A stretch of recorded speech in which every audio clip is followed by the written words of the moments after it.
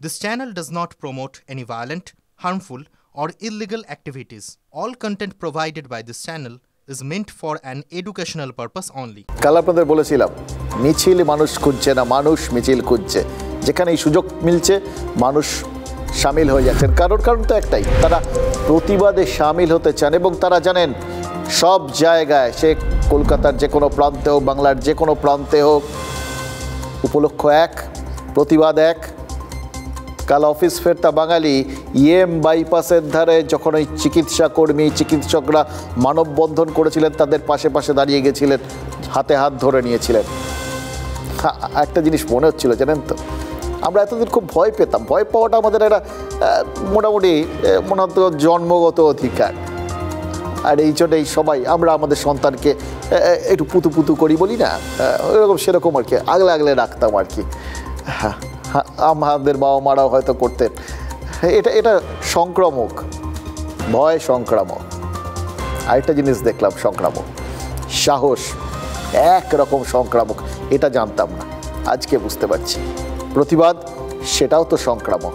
প্রতিবাদ তো প্রথম দিন থেকেই চলছিল। ওই রাতটা যেদিন স্বাধীনতা দিবসের প্রাককালে মানুষজন বেরিয়েছিলেন না, সেদিনে তো রাতটা দখলমুক্ত হয়ে গেছে। কিন্তু ফিয়ার্স লেনে একটা প্রতীকী শিরদাঁড়ার আত্মপ্রকাশ গোটা বাঙালিকেই যেন কীরকম একটা চাবুক মেরে সোজা করে দাঁড় করিয়ে দিয়েছে, তাই না? সেটাই তো মনে হচ্ছে। ডাক্তাররাই পারে ওই পুলিশ কমিশনারের চেয়ারে শিরদাঁড়াটা দাঁড় করিয়ে রেখে আসতে। খেয়াল করে দেখুন কত ভেবে চিন্তে আরজি করের আন্দোলনকারীরা শিরদাঁড়াটা বেঁচেছিলেন। ডাক্তার তো তারা বুঝেছিলেন কোথায় সমস্যাটা, প্রবলেমটা।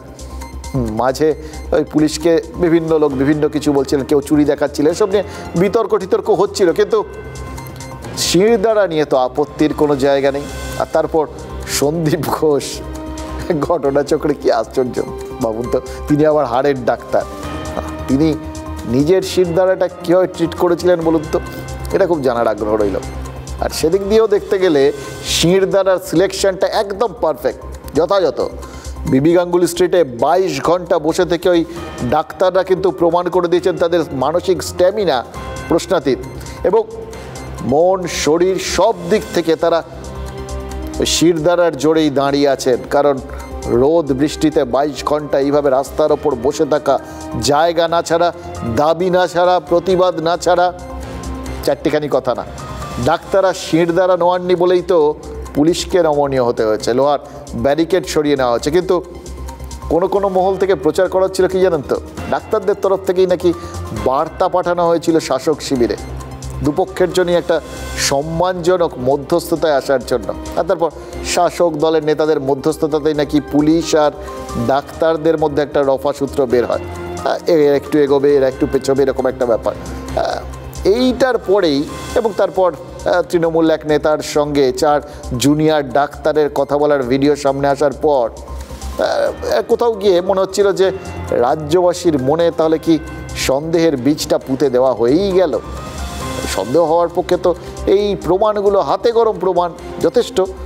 কিন্তু সেই বীজকে একদম গোড়াতেই অপারেশন করে ফেললেন চিকিৎসকরা। যে 4 জুনিয়র ডাক্তারকে ওই কুণাল ঘোষের সঙ্গে দেখা গেছিল, তাদের সামনে নিয়ে, তাদের সঙ্গে নিয়ে সংবাদ মাধ্যমের মুখোমুখি হয়ে আরজি করের আন্দোলনকারীরা জানিয়ে দিয়েছেন লক্ষ্য পূরণ না হওয়া পর্যন্ত আন্দোলন চলবে, আন্দোলন চলছে, আন্দোলন থামেনি। যারা আন্দোলন করছেন লালবাজারের ওই জায়গা থেকে, তাদের সঙ্গে তারা কোনো একটি যোগাযোগ তারা করেন এবং পরবর্তীকালে অত্যন্ত মানবিক দৃষ্টিভঙ্গিতে সংবেদনশীল মন নিয়ে মাননীয় মুখ্যমন্ত্রীও গোটা বিষয়টির টাচে ছিলেন। ওয়েস্ট বেঙ্গল জুনিয়র ডক্টরস ফ্রন্টের তরফ থেকে কোনোরকম কোনো যোগাযোগ ওনার সাথে করা হয়নি। আমাদের ছবি দেখানো হয়েছে এই বলে যে আমরা আন্দোলনকারীদের প্রতিনিধি হিসেবে মধ্যস্থতা করতে এসেছি, এটা মিথ্যে। ডিজিটাল ইন্টারভিউ দিতে গেছিলাম তাদের আমন্ত্রণ, সেখানে ইনসিডেন্টালি কুণাল ঘোষ মহাশয়ের সাথে দেখা হয় এবং উনি ডেকে নিয়ে আদিত্য যেতে পারেন। আমাদের নিজেদের আন্দোলনকারীদের মধ্যে কথা বলার বিষয় হয়েছে, সেটাই হয়েছে, কারণ কোনো মধ্যস্থতা এখানে ছিল না। যারা 4 জন আমার কাছে বিকেলে এসছেন সেই 4 জন নন, যারা লালবাজারে ছিলেন তারা অনুভব করেন যে ওখানে ওই ধর্নাটা চালানো ঠিক হচ্ছে না। কারণ বলে তারা মনে করেন যে দুপুরের পর থেকে ডাক্তারবাবুরা ছাড়া অন্য বহু শক্তি সেখানে জমা হওয়ার একটা পরিকল্পনা নিচ্ছে, যেটা ডাক্তারবাবুরা পছন্দ করছেন না। সেই ডাক্তারবাবুরা সকালবেলা আমার সঙ্গে যোগাযোগ করেন। লালবাজারের ব্যারিকেড এইভাবে আন্দোলনকারীদের চাপে তুলে দেওয়া, এই ঘটনা আগে কখনো কেউ দেখেনি। এবং একটা কথা পরিষ্কার জানিয়ে দিই, আন্দোলনকারীদের তরফ থেকে ওনার সঙ্গে কোনো রকম কোনো যোগাযোগ করা হয়নি, বা ওনাদের কেউ যোগাযোগ করতে এলেও আমরা সেটাকে গুরুত্ব দিইনি। দয়া করে আমাকে খোঁচাখুচি করবেন না। কুণাল ঘোষ মিথ্যে কথা বলে, টেলিফোন বলে যন্ত্রটা মিথ্যে কথা বলবে না। পুলিশ বা সিবিআই বা ইডি যান, যেখানে ইচ্ছে যান, ফোনটা সার্চ করে দেখুন কারা ফোন করেছেন, কারা হোয়াটসঅ্যাপ করেছেন। আমি সেটা শীর্ষমহলের দৃষ্টিগোচরে আনি, তার সমস্ত ডকুমেন্ট আমার ফোনটার মধ্যে রয়েছে। যে জুনিয়র ডাক্তার প্রেস কনফারেন্স করেছেন তাকে বলবেন যদি মনে হয় আমার ফোনটা যেন এসে দেখে যায়। আমাদের আন্দোলন সম্পূর্ণ অরাজনৈতিক। এই অরাজনৈতিক আন্দোলন সম্পূর্ণভাবে অরাজনৈতিক থাকবে। খুব ক্লিয়ারলি আমি জানাতে চাই এখান থেকে, কোনো রাজনৈতিক ব্যক্তিত্বদের হস্তক্ষেপ আমরা এখানে চাই না। দেখুন, সব পক্ষই নিজেদের অবস্থান একদম পরিষ্কার করে দিতে চাইছেন। আমরাও তাই পরিষ্কার করে আপনাদের সামনে তুলে ধরলাম। তার কারণ হচ্ছে যে সবার ভূমিকাটা যদি পরিষ্কার হয়ে যায়, বক্তব্য যদি পরিষ্কার হয়ে যায়, আমাদের মধ্যেও তো কোনো সংশয় থাকে না, তাই না? আমি, আপনি, আমরা সবাই আমরা বুঝে যাই যে কী হচ্ছে না হচ্ছে। এবং সত্যি কথা বলতে কি, আদৌ কি এখন এই ধরনের কি হচ্ছে না হচ্ছে এসব জানতে রাজ্যবাসীর কোনো আগ্রহ রয়েছে? 9ই আগস্ট থেকে এই পর্যন্ত রাজ্যের মানুষের তো একটাই দাবি, এবং যে দাবিতে তারা অনড়, বিচার চাই। 7 দিনে ফাঁসি নয়, আইনসিদ্ধ এনকাউন্টার নয়, রাত্রিরের সাথী নয়, অপরাজিতা আইন নয়, শুধু তিলোত্তমার দোষীদের শাস্তি। সেখানে আন্দোলনকারী ডাক্তাররা কাকে ফোন করলেন কি করলেন না, এই আলোচনাটা শুরু হয়ে কি কোনো লাভ আছে? আগ্রহ আছে?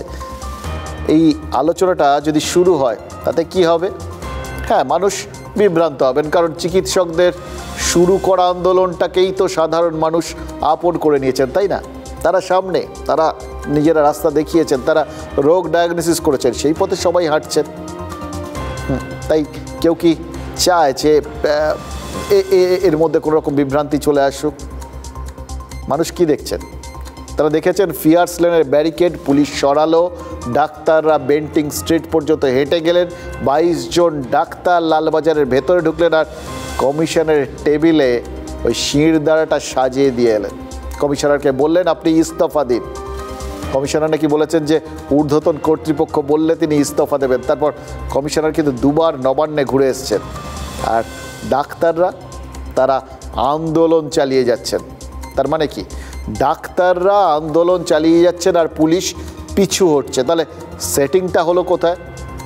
আরও একটা কথা, নাগরিক আন্দোলন আর ডাক্তারদের প্রতিবাদে কোথাও কোনো অশান্তি হয়নি। অশান্তি তো হয়েছে 14ই আগস্ট ওই আর জি কর হাসপাতালে, আর সেই অশান্তি রাজনৈতিক স্বার্থে হয়েছিল বলে তো সন্দেহ। আরও একটা অশান্তি হয়েছিল ওই নবান্ন অভিযানে, সেখানেও তো রাজনৈতিক মশলাটা পর্যাপ্ত পরিমাণে ছিল। আর জি করে ডাক্তাররা তাই রাজনীতির ছোঁয়া এড়িয়ে চলার সিদ্ধান্ত নিয়েছেন। ঠিক করেছেন, ডাক্তার তো রোগের সম্ভাবনাও তারা ধরেন, তারা জানেন কীভাবে রোগটা হওয়ার আগে আটকে দিতে হয়। ঠিক যেরকম স্বাস্থ্য ভবন এখন সন্দীপ ঘোষ আর উত্তরবঙ্গ লবির ছোঁয়া চেরাতে পারলে বাঁচে। আর শুধু কি স্বাস্থ্য ভবন, কেউই তো এদের ছোঁয়া চাইছেন না। সবাই চিকিৎসা ব্যবস্থার সাথে যুক্ত, তো বুঝে গেছেন এটা ছোঁয়াচে, ভয়ঙ্কর, মারাত্মক। সন্দীপ ঘনিষ্ঠ বিরূপাক্ষ বিশ্বাস, যিনি বর্ধমান মেডিকেল কলেজে কর্মরত ছিলেন, আর তিলোত্তমার ধর্ষণ আর খুনে কিসের টানে যেন ওই আর জি কর হাসপাতালে এসে হাজির হয়েছিলেন। তাকে তো সেদিন ওই রাত 10:30টায় রোগী কল্যাণ সমিতির চেয়ারম্যান আর তৃণমূল বিধায়ক সুদীপ্ত রায়ের পাশেও দাঁড়িয়ে থাকতে দেখা গেছে।